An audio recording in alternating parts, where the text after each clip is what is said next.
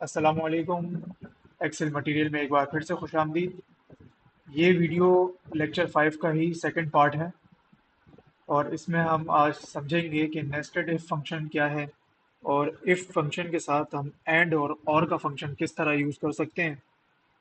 तो चलते हैं एक्सेल शीट की तरफ। तो लास्ट वीडियो में हमने ये देखा था कि बेसिक इफ फंक्शन हम किस तरह से यूज़ कर सकते हैं और इफ को हम नंबर्स एंड टेक्स्ट के साथ किस तरह यूज़ कर सकते हैं। तो अगर आपने लास्ट वीडियो को देख लिया है तो आप इस वीडियो को कंटिन्यू करें, या अगर आप डायरेक्ट इस वीडियो से ही आए हैं तो मैं आपसे रिक्वेस्ट करूंगा कि आप पहले जाकर लास्ट वाली वीडियो देखें, लेक्चर 5, और तभी आपको ये नेक्स्ट वाली चीज़ें समझ आएंगी। तो आज के टॉपिक में हमारे पास है नेस्टेड इफ फंक्शन। आज हम ये समझेंगे कि ये क्या होता है। तो इसका मतलब है जब आपके पास एक से ज़्यादा कंडीशन हो, you have more than one condition, तो तब हम ये नेस्टेड इफ फंक्शन का यूज करते हैं। जैसे फॉर एग्जांपल हम एक एग्जांपल ले लेते हैं। यहाँ पर स्कोर है 40, 60 एंड 80 प्लस, और यहाँ पर हम इसको ग्रेड दे देते हैं कि अगर 40 होगा तो सी ग्रेड आएगा, अगर 60 से अबव होंगे नंबर्स तो बी ग्रेड आएगा, अगर 80 प्लस अबव है तो ए ग्रेड आएगा।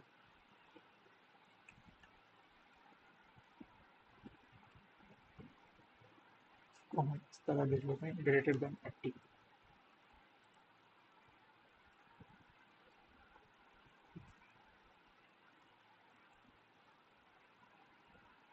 और less than 40 will grade F और फेल।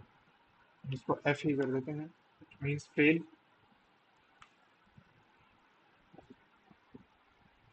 तो नेस्टेड इफ फंक्शन हमें क्या बताता है कि जब एक से ज़्यादा कंडीशंस हो तब हम ये नेस्टेड इफ फंक्शन को यूज़ करते हैं। हमारे पास लॉजिकल टेस्ट क्या है? 40, 60 एंड ग्रेटर देन 80। तो लॉजिकल टेस्ट में हमारे पास बेस स्कोर ये है, और वैल्यू इफ ट्रू, अगर तो 40 होगा तो क्या आएगा? अगर 40 होगा तो हमें चाहिए सी, अगर तो 60 होगा तो हमें चाहिए बी, अगर तो 80 प्लस स्कोर होगा तो हमें चाहिए ए। तो ये हमारी वैल्यू इफ ट्रू हो जाएंगी। और फॉल्स हमारे पास क्या होगा कि अगर लेस देन 40 होगा तो हमारे पास फेल है और हमें एफ मिलेगा। तो अब हम इसको कैलकुलेट करते हैं कि हम किस तरीके से नेस्टेड इफ फंक्शन को एग्जीक्यूट करते हैं, उसको किस तरीके से हम बनाते हैं। तो और इसके साथ साथ हम यहाँ पर एक और भी चीज़ हम ऐड कर देते हैं, स्टूडेंट ए, बी एंड सी, इनका स्कोर आया है 45, इनका स्कोर आया है 65 और ये है 95। स्टूडेंट डी भी हम ऐड कर देते हैं, इसका स्कोर आया है 33। तो ये हमारे पास अ, तो ये हमारे पास है तो ये हमारे पास हैं स्टूडेंट्स, और ये है हमारे पास इनका एक्चुअल मार्क्स, और यहाँ पर हमें इनका रिजल्ट कैलकुलेट करना है। तो अब हम नेस्टेड इफ फंक्शन की हेल्प से इनका रिजल्ट कैलकुलेट करके देखेंगे कि कौन सा स्टूडेंट को किस तरह का ग्रेड हम इफ फंक्शन के ज़रिए दे सकेंगे अपनी लॉजिक्स के ज़रिए, कि कौन सा स्टूडेंट। और अब हम देखेंगे कि और अब हम रिजल्ट कॉलम में ये कैलकुलेट करेंगे कि basis of this actual mark कौन से स्टूडेंट का क्या ग्रेड। तो उसके लिए सबसे पहले हमें इफ फंक्शन ही देखना है, और यहाँ पर हम सबसे पहले अपनी जो लॉजिक देंगे वो ये होगी कि अगर तो स्टूडेंट ए के actual mark greater than equal to 80 है, जो कि हमारी फर्स्ट कंडीशन है ए के लिए। जैसे कि यहाँ पर हमारी एक कंडीशन है ए के लिए, तो हमारे पास आना चाहिए ए, क्योंकि मैंने आपको बताया टेक्स्ट हमेशा इन्वर्टेड कॉमास में ही रहेगा। और अब हम दूसरी लॉजिक का यूज़ करेंगे। उसके लिए अब हमें दूसरी दूसरी बार इफ़ का फॉर्मूला ओपन करना पड़ेगा, और हम वही सेम सेल यूज़ करेंगे K33, जो कि हमारे एक्चुअल मार्क का कॉलम है फॉर स्टूडेंट ए। और यहाँ पर अब हम इसको बताएंगे कि greater than equal to 60, which calculates grade B, and For the third logic, we will again consider the K33, and this time we will add greater than 40 for the grade C. और अगर तो इन सब में से कुछ भी ना हो, जैसे कि मैंने आपको यहाँ पर आपको बताया कि अगर तो स्कोर लेस देन 40 हो तो हमें क्या मिलना चाहिए, एफ, जो कि है हमारा फेल। 3 बार ब्रैकेट्स को क्लोज करना है और आपने इंटर को प्रेस करना है। तो जैसे कि आपने देखा कि 45 जो कि हमारा फर्स्ट ग्रेड में आता है कि इफ ग्रेटर देन 40 तो ग्रेड हमारा सी होगा। और जैसे ही मैंने आपको बोला कि कंडीशन सबके लिए सेम है, तो आपने सिर्फ फॉर्मूला को कॉपी करना है और नीचे पेस्ट करना है। तो जैसा आपने देखा कि स्टूडेंट डी का मार्क 33 था विच इज़ बिलो देन 40, तो ये हमारा होगा फेल। और जैसे ये स्टूडेंट ए का आपने देखा 45 से अबव, और आप इसको भी चेंज कर सकते हैं। जैसे कि यहाँ पर मैं इसको 65 करूँ तो ये ऑटोमेटिकली अपना रिजल्ट चेंज कर देगा, क्योंकि हमने ऑलरेडी यहाँ पर 3 3 लॉजिक्स उसको दी हुई हैं और ये लॉजिक्स एक्चुअल मार्क के इस सेल के बेसिस पर ही कैलकुलेट हो रही हैं। और मैंने इसको 55 कर दिया और इसको मैंने कर दिया 79 और इसको मैंने कर दिया 41। तो इस तरीके से आप नेस्टेड इफ फंक्शंस को कैलकुलेट कर सकते हैं। आई होप कि आपको नेस्टेड इफ फंक्शन किस तरीके से कैलकुलेट करते हैं, डिफरेंट लॉजिक्स आप किस तरीके से ऐड कर सकते हैं, ये समझ आ चुका होगा।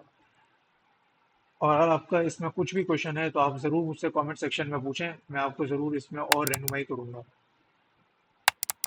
तो बढ़ते हैं अपने नेक्स्ट स्टेप पर, जो कि अब हम यूज़ करेंगे इफ़ विद एंड और फंक्शंस के साथ। इफ़ को हम एंड और फंक्शन में किस तरह से यूज़ कर सकते हैं, तो अब हम ये देखेंगे। तो एंड का फंक्शन हम तब यूज़ करते हैं जब हमारे पास दो लॉजिक्स एक साथ अप्लाई हो रही हो। तो मीन्स ये है कि अगर कोई स्टूडेंट के मार्क्स ग्रेटर देन 40 भी हो और साथ ही साथ उनकी अटेंडेंस भी ग्रेटर देन 75% हो, तो तब उनका रिजल्ट जो होगा वो पास होगा। अदरवाइज वो क्वालिफाई नहीं कर पाएंगे, फेल हो जाएंगे। तो इन दो फंक्शंस के लिए जहाँ पर मैंने आपको बताया कि जब दो कंडीशंस एक साथ अप्लाई हो रही हो तो वहाँ पर एंड का फंक्शन हमें हेल्प करता है इफ़ की लॉजिक में। तो अब इसको किस तरीके से करते हैं ये मैं आपको समझाता हूँ। तो इसको कैलकुलेट करने के लिए सबसे पहले तो हम यहीं पर ही अपना रिजल्ट इफ़ का फंक्शन ओपन करते हैं। तो अब इफ़ के फंक्शन ओपन करने के बाद आपने एक और फंक्शन ओपन करना है जो कि है एंड का। और मैंने आपको बताया कि जब दो लॉजिक्स एक साथ अप्लाई होती हैं तो वहाँ पर एंड का फंक्शन हमारी हेल्प करता है उस लॉजिक को बनाने में। तो इसको कैलकुलेट करने के लिए सबसे पहले हमें दो चीज़ें चाहिए होंगी, जो कि होंगे एक्चुअल रिजल्ट्स। तो हम स्टूडेंट ए का ही एक सैंपल बना लेते हैं कि इनके मार्क्स आए हैं 33 और इनकी अटेंडेंस है 74%।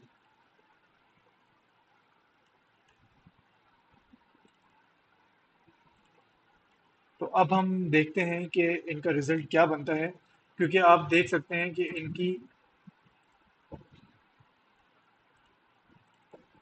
क्योंकि आप देख सकते हैं कि यहाँ पर स्टूडेंट ए की रिजल्ट को कैलकुलेट करने के लिए हमारे पास दो कंडीशंस एक साथ अप्लाई हो रही हैं। तो फॉर्मूला बनाने के लिए हम सबसे पहले तो ये करेंगे कि इफ़ का फॉर्मूला ओपन करेंगे। इफ़ का फंक्शन ओपन करने के बाद हम एंड का फंक्शन ओपन करेंगे। और एंड के फंक्शन को हम ओपन करने के बाद हमें सबसे पहले लॉजिक यहाँ पर ये देनी है। तो लॉजिकल वन ये होगा कि if this cell is greater than equal to 40 और कॉमा के बाद फिर से हम यही वाला फिर हम दूसरा सेल सेलेक्ट करेंगे कि if this greater than 75%, greater than equal to 75%। फिर जब आपने ये दोनों इनको कंडीशंस ऐड कर दी इफ के फंक्शन में, तो फिर आप यहाँ पर ब्रैकेट को क्लोज करेंगे। आप यहाँ पर फिर ब्रैकेट को क्लोज करेंगे और जैसे ही आपने ब्रैकेट को क्लोज किया तो आप देख सकते हैं यहाँ पर आपका लॉजिकल टेस्ट कंप्लीट हो गया, क्योंकि आपने यहाँ पर एंड के फंक्शन की हेल्प लेकर इन दोनों फंक्शंस को इफ के लॉजिकल टेस्ट में ऐड कर दिया। फिर इसके बाद आपने देना है कॉमा। फिर आप यहाँ पर लिखेंगे वैल्यू इफ ट्रू। हमारे पास वैल्यू इफ ट्रू क्या है, पास। और वैल्यू इफ फॉल्स हमारे पास है फेल। अब जैसे ही आपने यहाँ पर सिंटैक्स को कंप्लीट किया, अब यहाँ पर आपने ये देखना है कि आपने यहाँ पर दो फंक्शंस को ओपन किया हुआ है, इफ और एंड। तो आप ब्रैकेट भी दोनों दो दफ़ा ही करेंगे और क्लोज करेंगे। इसके बाद आपने इंटर प्रेस करना है। अब आप देख सकते हैं यहाँ पर इसका रिजल्ट आया है फेल। क्यों? क्योंकि इनके मार्क्स थे 33 और अटेंडेंस थे 74। अब यहाँ पर अगर मैं मार्क्स को चेंज कर कर 45 कर दूं तो ये रिजल्ट तब भी फेल ही रहेगा, क्योंकि ये दोनों कंडीशंस एक साथ मैच होंगी तो रिजल्ट इनका पास होगा, अदरवाइज ये फेल रहेंगे। जैसे कि मैं यहाँ पर अगर इसको 75 करूँ तो आप देख सकते हैं कि रिजल्ट यहाँ पर चेंज हो गया। तो जैसे ही अगर ये दोनों कंडीशंस को मैच करेंगी इस फॉर्मूले के हिसाब से जो हमने ऐड किया है, अगर तो ये दोनों सेल्स इस कंडीशन को मैच कर जाएंगे तो तभी आप अपने हमारे ऐड किए हुए पास और फेल को रिजल्ट वाले सेल में देख पाएंगे। तो आई होप आपको एंड फंक्शन के साथ इफ की लॉजिक को हमने बनाना बताया, आपको वो समझ आया होगा। अब इसके बाद हम एक और फंक्शन को यूज़ करेंगे, वो है और। तो और फंक्शन को कैलकुलेट करने के लिए भी हमारे पास सेम कॉन्सेप्ट ही है, लेकिन इसमें हमारे पास चॉइस होती है कि हम एक ऑप्शन अगर ना भी हो तो हम दूसरे ऑप्शन को सिलेक्ट कर सकते हैं। जैसे कि हम यही ऊपर वाली एग्जाम्पल को ही नीचे भी को पेस्ट करें, तो इसी को ही हम यूज़ करते हैं।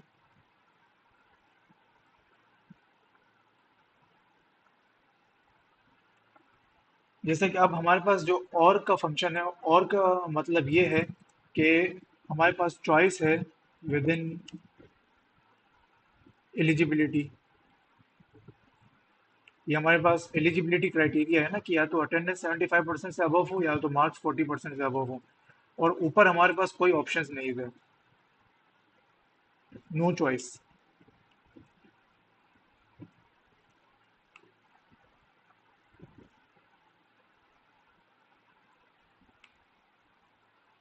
हमारे पास ऊपर कोई चॉइस नहीं थी, हमें दोनों को सामने रखते हुए ही रिजल्ट को कैलकुलेट करना था। और यहाँ पर हम क्या देखेंगे कि या तो मार्क्स 40 से अबव हो या अटेंडेंस 75 से अबव हो। इन दोनों में से कोई भी एक हमारी कंडीशन को मैच कर जाता है तो यहाँ पर वो पास हो जाएगा। अदरवाइज अगर वो दोनों कंडीशंस को मैच नहीं करता तो वो फेल हो जाएगा।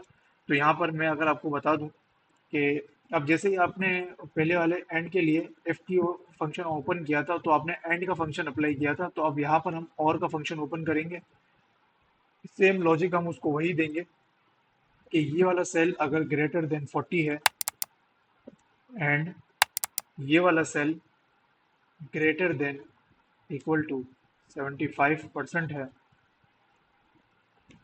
तो हमारे पास पास हो या हमारे पास फेल।